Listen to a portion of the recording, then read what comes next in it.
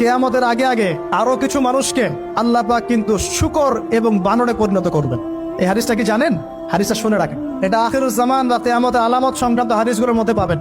আল্লাহ রাসূল সাল্লাল্লাহু আলাইহি ওয়াসাল্লাম বলেছেন, কিয়ামতের আগে আগে আমার উম্মতের মধ্যে, ভালো করে শোনেন, কিয়ামতের আগে আগে আমার উম্মতের মধ্যে একদল মানুষ বের হবে যারা মদ পানকে হালাল মনে করবে। কাকে?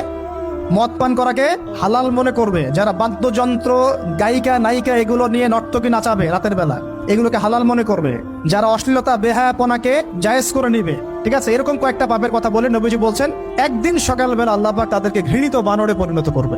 এটা হবে সামনে, কখন কিভাবে হবে আল্লাহ ভালো জানেন। এবার আমি কনসেপ্টে চলে আসি। এই যে পৃথিবীতে নেমে আসলাম, তাহলে আমরা কোত্থেকে আসছি ভাই? আমরা কি পৃথিবীর অধিবাসী ছিলাম? আমরা জান্নাতে ছিলাম, ওখান থেকে আল্লাহ পাক পাঠিয়েছে। এবার পৃথিবীতে এসে আদম আলাইহিস সালামের যুগে খুব একটা দুর্ঘটনা ঘটে নাই, একটা ঘটেছে। কয়টা? একটা। ভাই হাবিলের কোরবানি কবুল হয়, কাবিলের অন্তর্দাহ হয়, জ্বালা হয়। কেন হাবিলেরটা কবুল হবে, কাবিলের কেন হচ্ছে না? এই হিংসার বশবর্তী হয়ে কাবিল হাবিলকে হত্যা করে ফেল। হত্যা করে লাশটা দাফন করার পদ্ধতিও তার জানা ছিল না। আল্লাহ কাককে পাঠালেন, কাককে দেখে সে শিখলো। প্রথম দুর্ঘটনা হচ্ছে হাবিল কাবিলের দুর্ঘটনা। বলে রাখি, আজকেও নিজের ভাইয়ের বেশে বহু কাবিল মুসলিম সমাজের মধ্যে ঘুরে বেড়ায়। নিজের ভাই